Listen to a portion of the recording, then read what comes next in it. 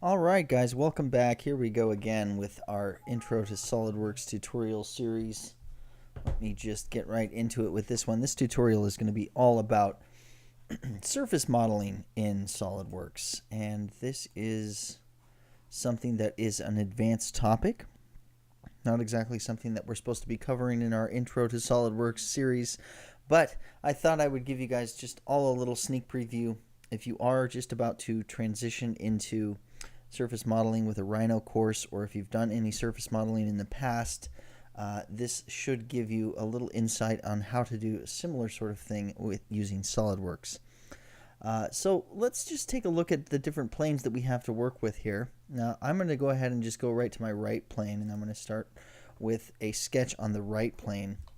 And what I'm going to do is create something that looks sort of like a, we'll call it just like a handle of some sort. You know, it could be a toothbrush handle, it could be a toilet brush handle, it could be maybe a pen profile, something along those lines, but something a little bit more organic that we couldn't create using any of the tools that we've created, that we've learned so far. So first thing we have to do is we have to define the center line for this. So I'm just going to take my spline tool, and I'm just going to hover up from the origin, and I'm just going to go and I'm just going to knock out a nice good looking spline using a couple of easy to understand control points, just about like that. Okay. Now, later on, what I'm going to do is I'm going to attach individual planes to this center point, and those planes are going to snap to these control points. So right now I have two control points, and each control point we can think about is going to be sort of like a section view opportunity, or at least an area to define a specific section view. So we might want to have more than just two. In that case, what we can do is just go onto the line itself, hold down Control, do a right click, and go down to, we're going to add a point to this line. So if we just take a look here, let me just find it right here. Insert spline point is the one that we're looking for. We click on that, and we notice that our cursor changes. It changes to this very specific looking icon where there's a kind of do not enter red cross through symbol, and then a spline symbol as well. But once we hover over the line, you see the do not enter goes away, and we get the opportunity to drop one more point on that line. So I just click anywhere on the line. There we go. There's one, and then I'll put another one over here too. And you can see how that icon changes right as I get over the line. So there we go. All right, so I'm happy with that. I'll hit escape to drop that tool. You'll see that when I do escape from that tool, I am still inside of the sketch, and as usual, we can always tell that from this button up here. If we see that exit sketch button, we know we're inside the sketch still. Since I see that, I'm just going to exit out of there, and we're going to go ahead and call that my center line. Okay. So I drew that on the right plane, and I am going to now draw another line on the right plane, which is going to be the top profile of this. Okay. So let's go on, and I'll just open up my sketch tab, go to my spline tool. It's going to ask me which plane do I want to draw on. Again, it's going to be the right plane, and I'm just going to hover over the very end of that center line, and I'm going to just draw whatever it is that I want my top profile curve to look like. And as you see, as I draw out this top profile curve, as I pull from one point to where I'm going to drop the next, that curve, it arcs more and more upwards. So I have to kind of feel this out. You got to get a feel for it. As you pull farther away from your last point, your line arcs more and more up. So you want to kind of drop another point before it arcs too far out of your control. So if you want a nice smooth transition, you got to just feel it out, and there we go. And I'm just going to go like that. Snap to the end of my center line. Okay, so there we go. All right, now this is good like this. I want to maybe get in here and adjust this. So if I click on that line, I get these little control handles, and this is just like Illustrator or anything like that. You can just grab onto these handles and pull them around to make anything you want. Maybe up here I like this a little bit more like that. There we go. I think that's looking a little bit closer to what I want. But I have to understand that this line here that I'm drawing, this is the top profile of my organic shape, and I want to basically create a mirror of this top profile so that I can get a smooth transition from the top profile to the bottom profile. Now, in order to do that, I need to set up this line so that it doesn't dive to a point right back here. I have to have this thing hit this center line at a tangent with a tangent relationship. And the way to do that is to take this handle and set it so that it has a horizontal sketch relation on it. And so if we zoom in, let me just zoom into one of these little handles here and we'll take a look at it. You see this sketch handle here has several different parts to it. First of all, it has sort of like the main shaft here, which you can't really grab on. You have to grab onto the line to see it. Then you have this arrow up here, and then you have a point at the end of the arrow, and then you have this diamond here. Now, this diamond is important. If you grab the diamond and you just drag, you see what SolidWorks does. It adds this pink sort of defining line that tells you the degree of angle that you're applying to this control handle. Now, so what we want to do, we could just eyeball it and try to get it to go straight up and down, and that's an option for us. But a more precise way to handle that is just to do a right click on that and then go to make vertical. And if we see that, there you go, it makes that handle perfectly vertical. And what it allows for us to do is give ourselves a perfectly vertical relationship to the very tip of this line here. So we know that if we attach another line to the bottom of this upwards, that it's going to have a tangent relationship right there. Okay, so that's one side. Let's go to the other side and do the same. I'm just going to zoom out. Now I want to mention also at this point, this is a tutorial that I'm making for our class, but this is something that I got from another designer. His name is Adam O'Hearn, and he has a series of videos online called the CAD Junkie, and he has a series of videos that are on YouTube, and he's a fantastic designer and has a fantastic selection of tutorials. So I can't take full credit for this. I'd like to be clear about that, that if for any reason you find these tutorials or if you lose track of these tutorials by me, you can always go to thecadjunkie.com, or you can go to the CAD Junkie on YouTube and check out in his advanced series how to do surface modeling, and you'll find tutorials almost exactly similar to these. So just to give that sort of precursor to this. So here we go. Again, we're going to just click right on this angular triangle thing. Here we go. I'm just going to do a right click on it and just apply a vertical relationship to it, and there it is.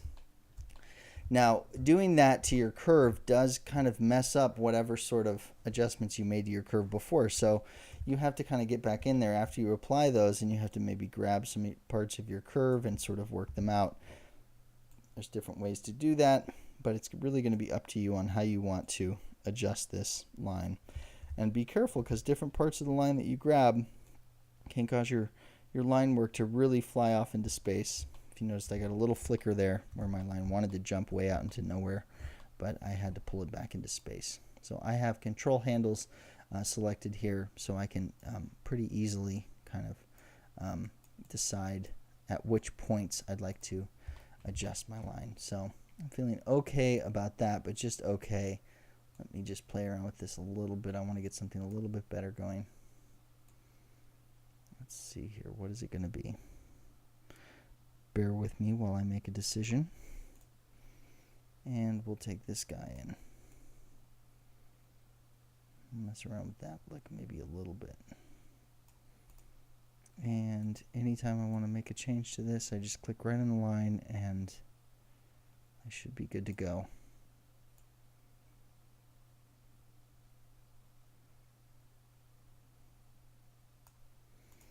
Keeping it simple, I think we'll end it right there. Maybe just a little bit of a bump here. At this point, I'm trying to think about ergonomics, and I'm thinking if this is a handle and this is going to be sort of the business end of the handle, then the human hand will land just about here. So this is the area of ergonomics, so I want to have a lot smoother sort of arc up here at the top where the hand's going to go. Okay, I'm going to call it a day with that and just exit this sketch. Okay, there we go. Next up, let's go to our right plane again, and we're going to open up a new sketch on the right plane, and this one is going to be our bottom profile curve.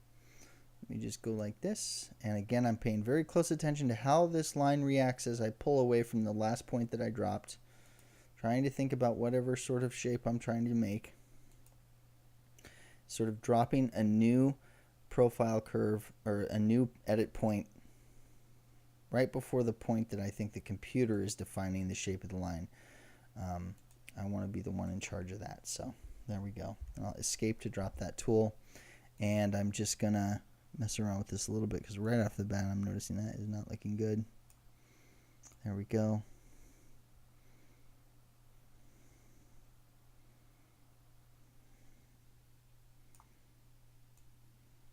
And you should be trying to use the same sort of detail, or at least the same sort of focus that I am as far as creating these two lines here. I know that it seems that these lines may not be too important, but these are the things that are going to define your 3D form in the end. So we'll get a general sense of it there, and then I'm just going to zoom into the tips, and then I'm going to apply that relationship I know I need to the tips to make them have a tangent relationship to each other. So it's make vertical right on that little arrow right there. And you can see that one tweaks our line quite drastically, but I'm okay with that. As a matter of fact, I might maybe just get in there and just sort of drag this out, make sure we have a nice rounded edge, just like that. There we go. Go here to the other side, and this one I know when I pulled it out, I sort of tried to eyeball it and get it pretty close to vertical there, but let me just click on the line again and do a right click, make vertical. And there it is. Okay, maybe if I just push this guy up a little bit, it's easier to be happy with. This one over here needs to come down a little. All right, I'm going to call it happy with that, so let's be good. Okay, exit that sketch, and now we are good to go. All right, now the next thing I have to do is I have to put a piece of line work on the top plane that defines how this handle form is going to look from the top down. So let's do that. Let's go to the top plane, open up a sketch on the top plane. You can see it's done what I want it to do. It's opened a sketch in the top plane, but I still have to look normal too. So although this is an advanced video, I'll continue to give you guys beginner advice. Control 8 is the hotkey that you're going to need to look normal too. So we'll just hit that and get out our spline tool. And now in my head, I'm thinking of the line work I just laid down. And then I'm trying to think in 3D and think using the line work I just created from the top view looking down, what is that line going to look like? What is that edge going to look like? I'm thinking, let's see here. I'm just going to kind of make it something very subtle. But over here, when I get to the end here, I know that I've got that big hand grip. I know that this sort of area from here on down is where the hand is going to hit, so I want it to have some sort of body to it. So I'm just going to link here to the end of the sketch and then drag right out so that I know it's pretty similar. There we go. And then I'll just exit that sketch right there. Okay, now I'll just, using my middle mouse button, just go back into 3D, and what I want to do next is create a coincident relationship between this point here and the very edge of this point and this point. So let me do that.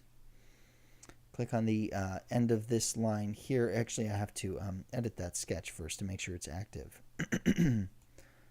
Click on that line and then hover over the end of this line here. Holding down Control, I'll just do a right click, and make coincident is the relationship I'm looking to add. It only does a small little change, and it's hard to tell that it really did anything important, but it did. I'll hover over this line here, click on that line, hold down Control, and then using my Control button with the left mouse button, I will then click on the next line I want to, or the point I would like to make coincident. Go there. And you see that that line just arcs over really quick. It's a very subtle, small to notice change, but what it does is it lines up this point with the end of this spline here and this point with in 3D space. So if we happen to go to the top view now, see if I exit that sketch and go to the top view, we see that now that line work that I had previously drawn kind of out into space without the edges touching this center line here, that's now coincidentally relationed. Okay. So, as with our other bits of line work, we know that since this is only half of the handle form that we're trying to create, we will need to set up a vertical relationship to the very edge of this, or a tangent relationship to the very edge of this line work, so that when we do mirror it over, it will mirror over correctly without any sort of deviations from what we are hoping for. So as before, we'll just edit this sketch. I'll go to Edit Sketch. I'll click on the sketch itself to bring up the handles I need to edit. And there they are. Just like before, we're going to go to this little triangle here. I'm going to do a right click on it. And this time I'm going to go Make Horizontal. And it's going to go like that. There we go. All right. So we're happy about that. I'll go to the other side of the sketch and do the same here. Make Horizontal. And adding those relationships does change the shape of your line work a little bit. So you do have to get in there and kind of redefine what you want this thing to be. It's not the end of the world, but it is something you have to think about. So, but the good news is that those relationships, once you apply them, they hold the end of this line to that relationship, no matter what sort of deviations you make here in the middle of the sketch. Okay, so there we go. All right, we're happy with that, and I'm going to exit this sketch. Okay. All right. So now we have a couple of things. We have a top profile, we have a bottom profile, we have a center line, and we have from a top down sort of profile line here that's sitting on our top plane. And what we have to do now is create a 3D sketch. We're going to use a technique called Project Curve to do this. And what we're going to do is we're going to take this curve here and we're going to project it virtually up into space. And we're going to take this curve here and project it virtually out into space. And wherever the two virtual projections of those two lines meet in space, it's going to create a new curve for us. It's a 3D curve that's going to give us the relationship of this curve and this curve together in 3D space magically. Let's take a look at how that works. I'm going to go here to Features. I'm going to go to Curves, and I'm going to go to Project Curve. Where is it? There we go. Project Curve. It's already entered the center line in there for us. That's sketch 1. So you can see it's highlighted and it's already here in our thing. So we're going to make sure this is set to sketch on sketch. Sketch 1 is already selected. Next sketch to enter is going to be this one.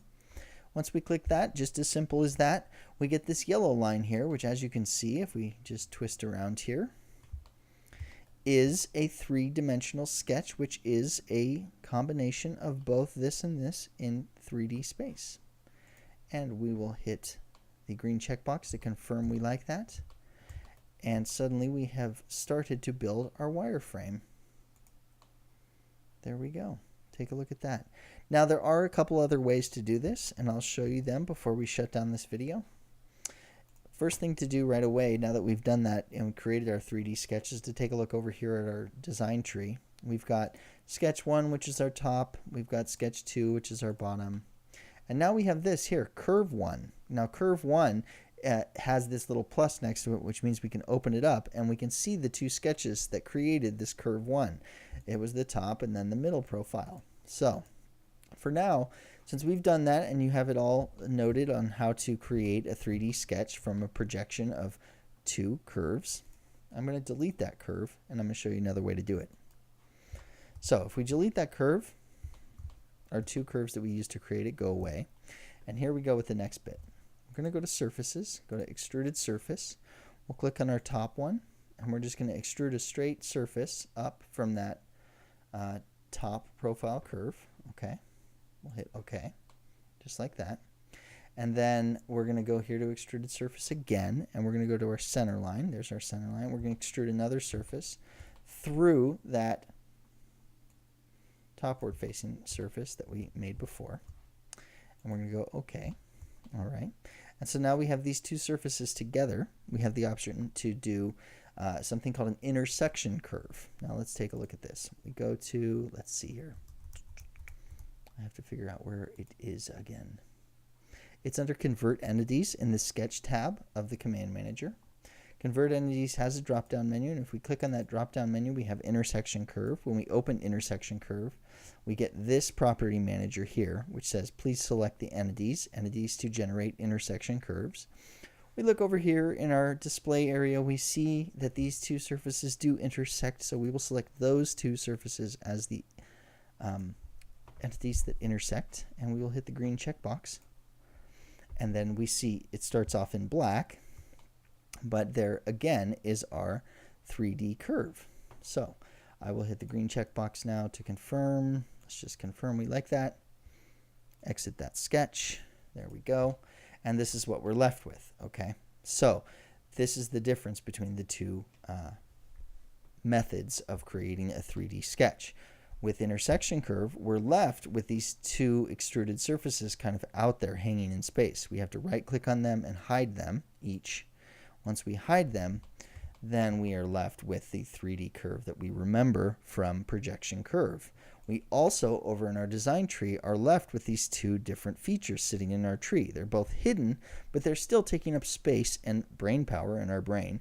They're still kind of what I like, they're cluttering up our design tree. And so then the sketch that is created is represented with the third feature in our design tree, which is the 3D sketch feature. So we can go here and we can edit that sketch. Okay, we can exit out of that. We'll cancel, exit sketch. We can go here and edit these surfaces if we like. Exit. But the thing is that we now have three things in our tree, whereas when we did project curve before, we only had one thing in our tree. So that just, it's a workflow issue, and it's up to you, whatever you feel comfortable with. If you get really into surface modeling, then maybe using intersections of surfaces to create 3D sketches is what you want to do. But for me, I like to go the other route. So I'll just delete that, and I'll go back to features. I'll go curves, project curve. It's going to be this curve, excuse me, and this curve. And then I'm going to hit the green checkbox, and then there we go with our 3D curve. And what you see here is that we're left with a nice clean design tree that only has this one feature instead of all the mess that we had before. Okay, so there we go. Now in our next video, I'm going to show you guys how to create the wireframe that we need to build a 3D form out of this. And so tune in for the next one to get tips on how to do that. All right. Okay, thanks for watching, and I'll see you later. Stop.